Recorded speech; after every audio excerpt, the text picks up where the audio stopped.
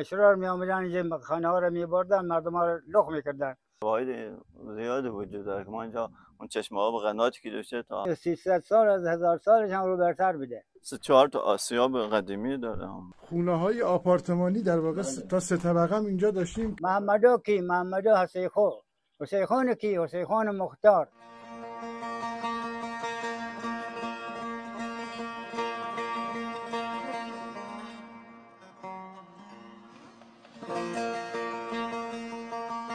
بنده سیم و زرند و یک نفر هوشیار نیست.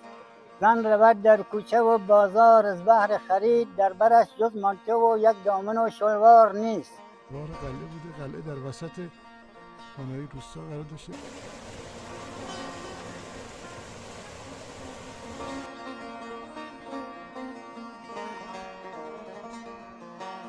روی آسمان که میزنم بال، ای خدا میدانه تقدیرم کجایه.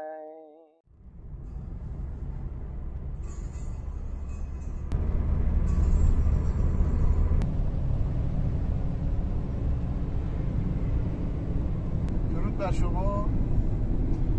ما الان در مسیر روستای اسفندیار هستیم. روستای اسفندیار هم بین دیهوک و در جاده راهور به کرمان قرار گرفته بودن. 20 یا 30 کیلومتر از طبس میایم بیرون، تابلو دیهوک، از دیهوک میایم بیرون تابلو اسفندیار میبینیم. اسفندیار هم این روسته پلکانی با بافت قدیم و مزارع مرکبات و نخل و خرماست. میریم ببینیم که روستا چگونه.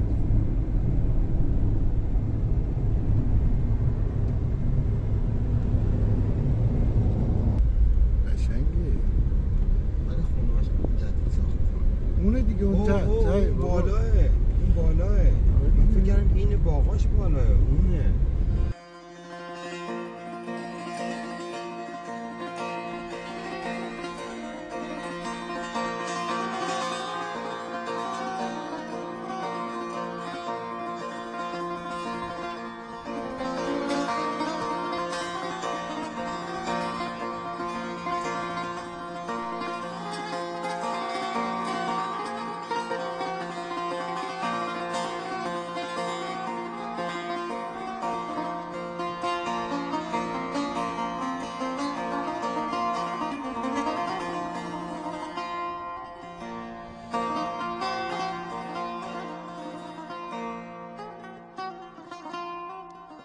در روستای اسفندیار از توابع بخش دیهوک شهرستان طبس، استان خراسان جنوبی. و این روستا در واقع متروکه شده دیگه به لحاظی که مقاوم نبود این خانه ها، دیگه به محل جدید منتقل شده بعد از زلزله. ولی اینجا با توجه به جمعیت زیادی که داشته دیگه امکانی که گسترش بدن بتونن سکونت رو اینجا ادامه بدن هم نبود دیگه. رفتم یه قسمت پایین تر از دامنه کوه، یک جایی که هموارتر بود، تو این بیابان رو داری 1 کیلومتر با فاصله. این اونطوری که ما اومدیم متوجه شدیم یه بافت جدید روستا پیدا کرده در پایین. بله پایین دست همین قسمت بافت قدیم در دامنه کوه و مزارع هم در میان. اسم شما چیه؟ اسمم محمد دنیایی، فرزند نورالله، متولد 1315. تاریخ اینجا رو نمیدونید کلا چه سالیه؟ تاریخ دقیقش که نه، ولی شواهد زیادی وجود داره که ما اینجا اون چشمه آب قناتی که داشته تا حالا که هر مثلا حدود ممکنه 100 سالی یک بار جابجا میشه، چون یک قناتی داره که از دل کوه در میاد آبش. آب خیلی شیرین و گوارایی هم هست که استفاده میکنن، الان برای کشاورزی استفاده میشه. حدود 4 مرتبه این قنات تقریبا جابجا شده آمده قسمت پایین‌تر، یعنی حدود 8 سال. نه، خود مردم وقتی دیدن دیگه آبش کم شده باید از پایین‌تر شروع میکنن، باید از پایین‌تر این جابجا میکنن. اگر به قبرستانای این روستا رو هم نگاه کنین، حدود همین جایی که الان وایسادیم اینجا قبرستان بود، این بالای روستا هم جای قبرستانی هست. این توی مسیر هم دیدین، یعنی 4 تا قبرستان اینجا جابجا شده. این نشون از این قدمت زیادی. بعضی جاهای الان تو همین مسیر که می‌بینیم هست یک قبرایی که وقتی برای جاده استفاده می‌کنن استخوان‌های زیر که حالا میگفتن مربوط به اون قسمت ازبک‌ها بوده، اون قسمت پایین‌تر که در اینجا حالا ظاهرا جنگی در گرفته بوده و این منطقه اینجا بودن. این قدمتش ولی بوده جایی داره که نشون میده قدمتش خیلی زیاده، از روستاهایی هست که با قدمت بسیار بالا. همین واقعیت این روستا نمیتونیم بگیم یعنی 200 سال پیش، 1000 سال پیش، 200 سال پیش. این قدمتش که مسلماً بیش از 500 ساله، یعنی خیلی بیشتر از 500 سال قدمتش. از پدرانتون نپرسیدید چند سال پیش بوده؟ یعنی میگم مثلا 200 سال بوده، 300 سال نه بوده؟ از 300 سال از 1000 سالش هم رو برتر بوده. از 1000 سال هم بیشتره. 1000 سال هم بیشتر بوده. چون که آفرین. ما یه خبیر داشتیم خیلی ازش تجلیل میکردن بچه تیرهوش بوده. از اون میگفتن تو پسر کینی؟ گفته پسر نورالله. نورالله کی؟ نورالله قبل محمد. قبل محمد کی؟ قبل محمد عبدالحسین. عبدالحسین کی؟ عبدالحسین محمدا. محمدا کی؟ محمدا حسیخو. حسیخون کی؟ حسیخون مختار. مختار کی؟ مختار ملک. اینا یک شاد و پود کمر هسته زمان قدیم انگار که این روستا جمعیتش کم بوده، ولی مثل ای که بنیانگذار و نزدیکای این روستا همون جدی ما بودن. یک شاد یه اولش آب از بر کمر چشمه بیدم می آمده، کم شده او بزرگتر محل بوده، آمده قنات زده و چاه زده و چاه از اینجا الان معروف که اینجا چاه ملک. اینجا در همین وسط مسجد مرکز روستا اینجا بوده، قلعه اینجا هم هست، یک حمامی داره، حمام خزینه‌ای اینجا هنوز داشته اینجا بوده که الان تا اینجا که ما خودمون هم هنوز اینجا مقدار چند سال ساکن بودیم اینجا بوده. این داخل ولی مردم تا فکر کنم 50 60 سال پیش ساکن بودن اینجا، درسته؟ اینجا که تا همین سال حدود 70 75 اینجا ساکن بودن، تا 10 20 سال پیش اینجا عملا زندگی میکردن. اون مرکز روستا بوده. این قسمت این حمام خزینه‌ای باز این پایین بوده. اینجا یک حالت تختی بوده که محل تجمع مردم، تقریبا مرکز روستا یک خیلی استراحتگاهی این. بله این هم حمام خزینه‌ای است که حمام خزینه‌ای در ورودیش از این قسمت پایین بوده. این خانه هاش هم میدونید که تا 3-4 طبقه، مثلا 3 طبقه همینجور روی هم خشت و گلی. اون 3 طبقه هم داشته؟ بله الان اینجا 3 طبقه تو. این خونه 3 طبقه. بله که قلعه هم همینجا داشته. این قلعه هم داخل همین جلو. بله قلعه داشته، داخل خود قلعه تا چاه آب و همه چیز قنات در داشته که دیگه وقتی اینجا مورد چیز اتفاق پیش می آمده کلا مردم میرفتن داخل همون قلعه در اون بستن برای امنیت بالا.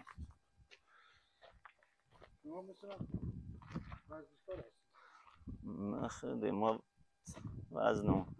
وزن نداریم، راحت جا به جا می‌کنیم. نگاه نیست تا 4 طبقه قشنگ اینجا. بله اکثرا اینجا همش هم زیرش هم به صورت بسته بوده، ساباد بوده به اصطلاح.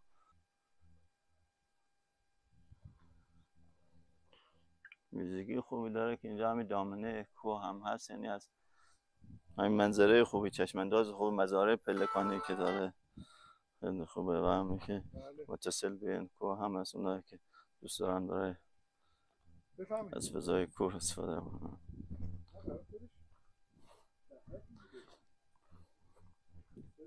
3-4 تا آسیاب قدیمی داره هم بالا. این نشون از همین قدمت روستا هم هست.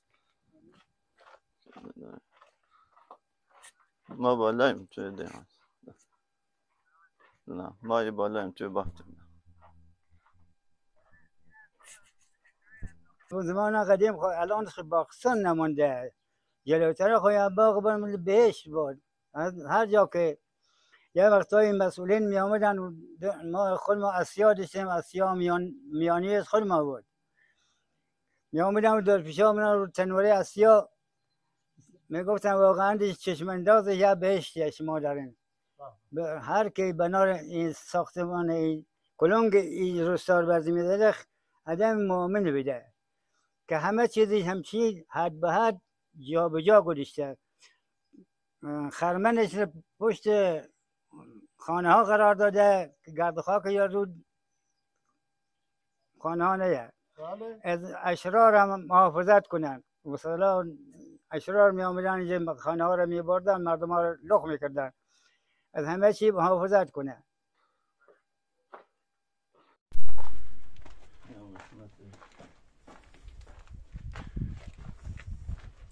این روستا در واقع همه چیز داشته. گفتین 4 تا آسیاب و مسجد و حموم قدیمی هم که دیدیم، حموم خزینه‌ای و خونه های آپارتمانی در واقع تا 3 طبقه هم اینجا داشتیم که با خشت و گل روی هم دیگه ساخته شده و اینا کوچه پس کوچه های روستا بوده دیگه. درسته آقای؟ قسمت ورودی قلعه بوده اینجا.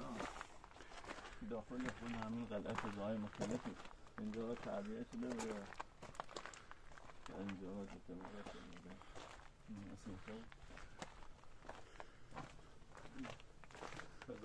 خانه‌های هم که مسکونی هم اینجا داخل. ولی بعضیاشون داخلشون سنگ کار شده. اینا برای دیوارا بوده. جنس دیوارا از سنگ بوده یا اینجا اصلا کاملا اینجا مثلا این سنگ بوده. داخل همین قلعه جایی بوده که آبی این قسمت آب داشته. اینجا باز محلی بوده برای نگهبانی. اینجا چای آب داشته. بله چای آب داشته. این قسمت باز برای نگهبانی بوده که مسلط بوده بر جنوستان دیگه. در واقع ما الان برج نگهبانی میشه رفت اونجا نه؟ آره از اینجا. حالا اینجا تخریب شده، سطحش اومده پایین ولی اینجا بالا بوده. از اینجا دقیقا روستا رو و دشت رو میدیدن.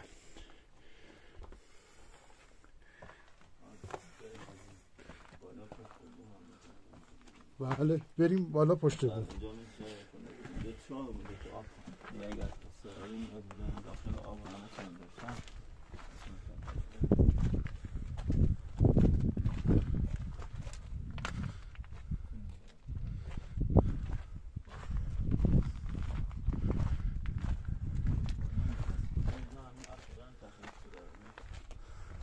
آره دیگه اینی که رسیدگی نشه اینی که لحظه به لحظه داره تخریبش زیاد میشه.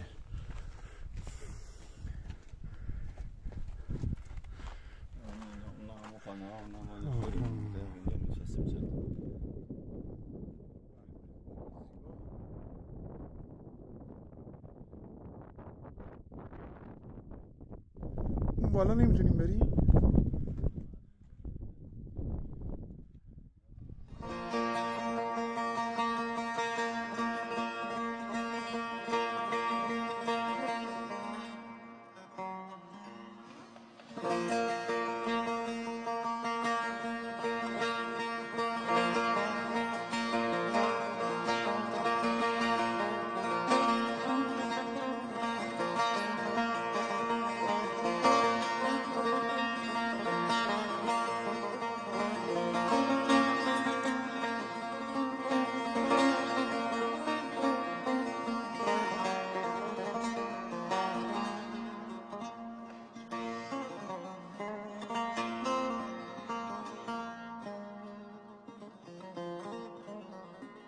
شما خودت معمار بودی؟ بله. اونجا چیزی ساختی با خشت یا نه؟ با خشت خام.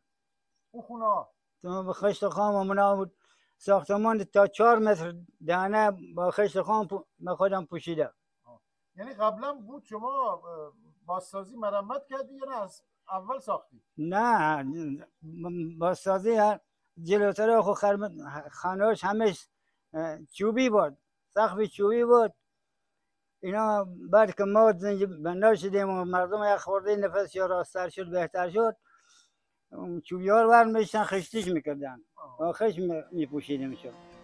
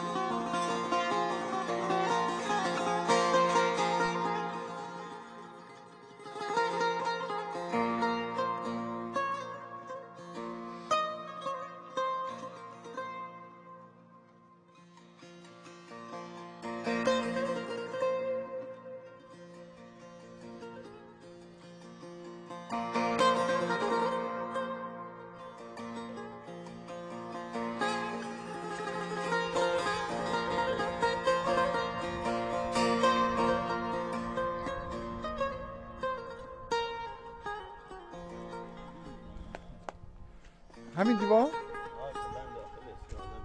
آها اینجا مدرسه روستا بوده. جالب.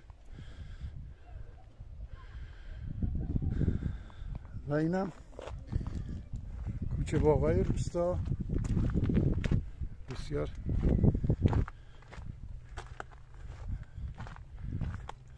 زیباست.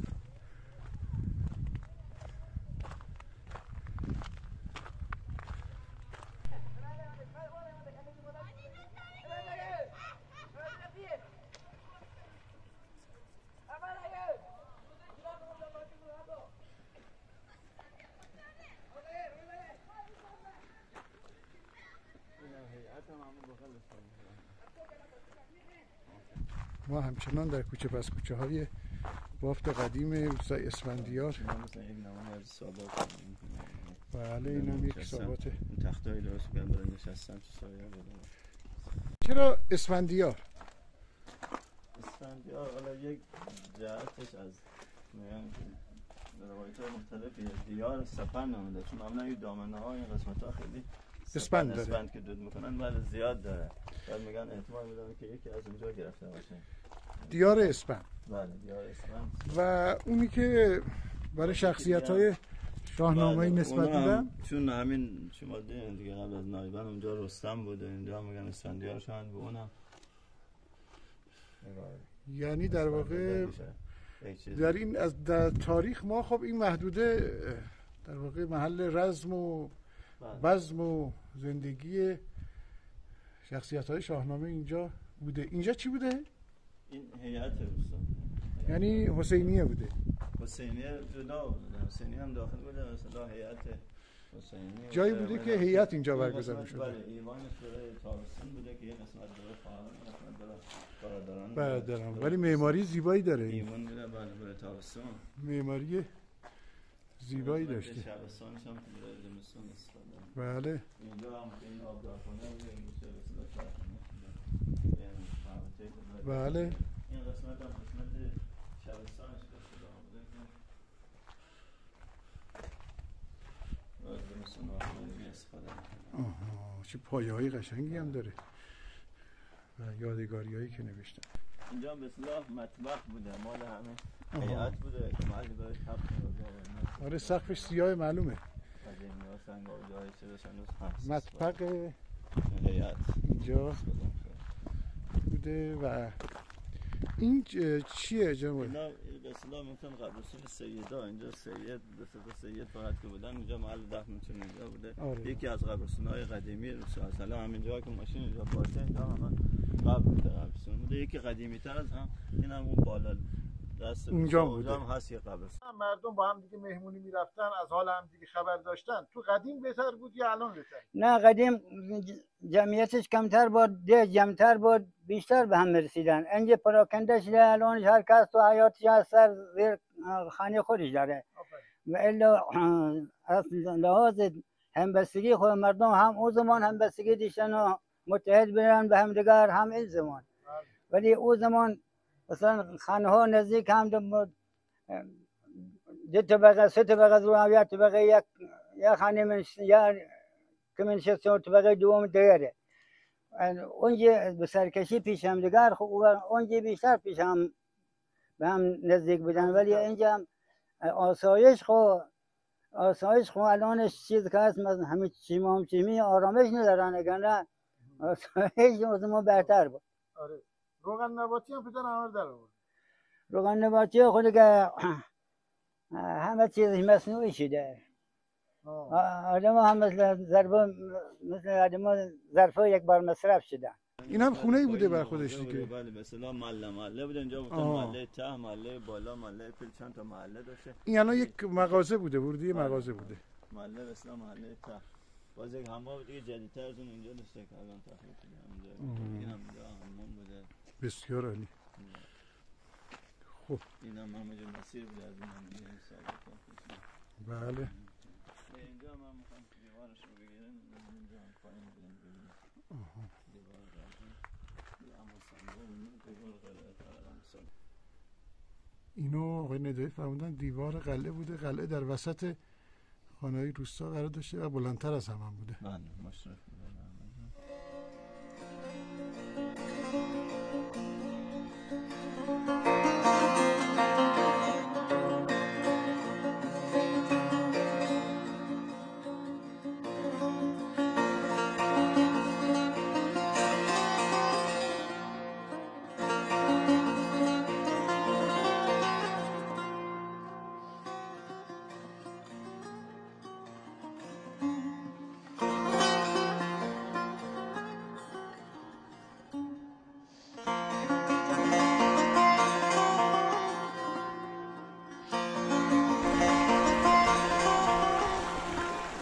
خب عجب آب دیدی، این آب از کجا میاد؟ چیه این آب آقای؟ آب قناتی هست که از دل کوه، از بالا هم پای کوه از اونجا سرازیر میشه، از وسط همین باغای روستا همینجوری میاد ادامه میره پایین. بین آب شیرین و دوباره هم هست. آقای صاحب کشاورزی اینجا چیه؟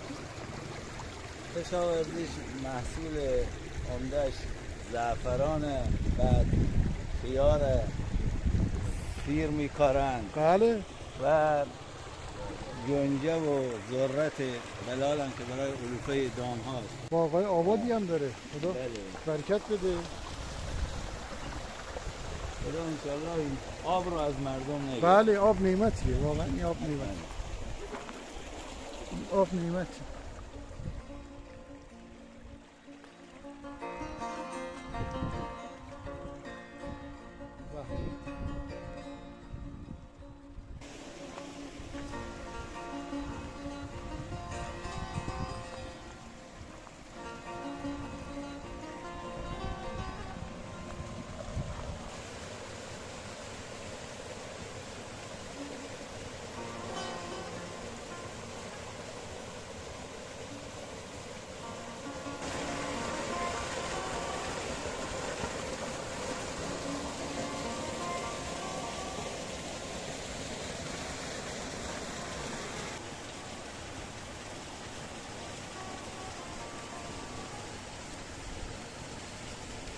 یه دهم برای ما بخون. بله یکم برای ما آواز بخون، مدایی بخون. آواز خواهم دیگه، از آواز خوندم. بشین اونجا. بفهم. اگر آواز بخونه اون مرد بخونه. اوی مداحی خودشون یه استاین، ولی تو چهاربیتی های محلی باید یه چهاربیتی های محلی برای ما بخون. این خوبه. شما بشین بخون. حالت خوبه؟ من نیم شما خوبین. اسمت چیه؟ حسن رضایی. آقای رضایی. بله. آقای رضایی شنیدیم صدای خوبی داری. نه خیر. نخیر رو بخون برام. پیر شده ما دیگه. ای بابا تا اول سلسله دو بیتیاش اشعارش مال کی؟ از بابا طاهر میخونی؟ چه یعنی؟ یکم برای ما بخون.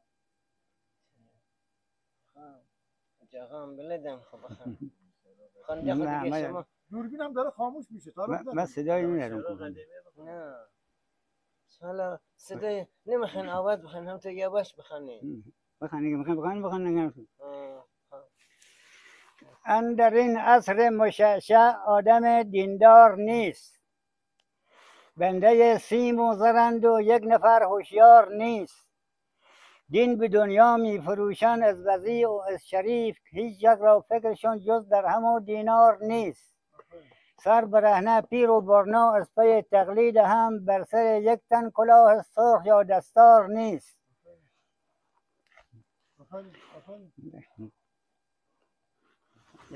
واعظ و مداح و مفتی عالم و جاهل تمام، هیچ یک را تو امان گفتار با کردار نیست. زن رود در کوچه و بازار از بهر خرید، در برش جز مانتو و یک دامن و شلوار نیست. چون امینی حال نفس این نمزون را بنگرد، چون امینی بعض حال این زمان بنگرد، برای ری حسن و آتشبار نیست. یکم حالا شما بخون دو بیتی ها رو برام بخون. روی یاس ما که میزنم بال، ای خدا میدانه تقدیرم کجایی کجای؟ به به به به آفرین. چنین زردم که زردالو نباشه آی برنگ من گله یالو نباشه چنین زردای ذلیل نایتوانم آی که لیلی از غمه مجنون نباشه آفرین احسن. دست شما در نکنه. به مجنون رسیدیم و بله تمام شد این دفتر. ولی از آقا انشالله که دوباره سال دیگه بیایم صحبت کنیم انشالله. خدا عمر سلامتی بیمار بده.